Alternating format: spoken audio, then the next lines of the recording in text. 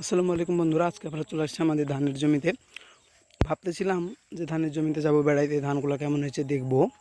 তো যেই ভাবা সেই কাজ, চলে আসলাম দুপুরের দিকেই বেড়াইতে। কিছু বীজ দেবো বলে ওই সাইডে মামা আমাদের বীজ দিচ্ছেন, অনেকটা দূরে। ওইদিকে আমি যাইনি, অনেক কাদা আছে, তার জন্য আমি আসছি সেই এদিকেই দিকেই আছে আর কি। এই আমাদের এই ধানগুলো ফুলে গেছে, দেখুন শীষ বেরোয় গেছে।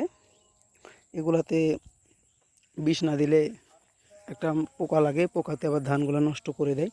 মাশাআল্লাহ অনেক সুন্দর ধানগুলো ফুলে গেছে, গোটা এক সমান থেকে ফুলে চরুষ হয়ে গেছে, ধান ইয়ে হয়ে গেছে আর কি, ফুলে গেছে। অনেক সুন্দর লাগছে দেখতে, আপনাদের দেখাচ্ছি আমি। অনেক জায়গাতে অনেক সুন্দর সুন্দর ধানের ইয়েও হয়ে গেছে আর কি, চালও বসে গেছে, চালগুলো অনেক শক্তও হয়ে গেছে। কিছু জায়গাতে ফুল এসেছে, ফুলগুলো সব ফেটে বেরিয়ে গেছে ধান থেকে, ভালোই লাগছে দেখতে।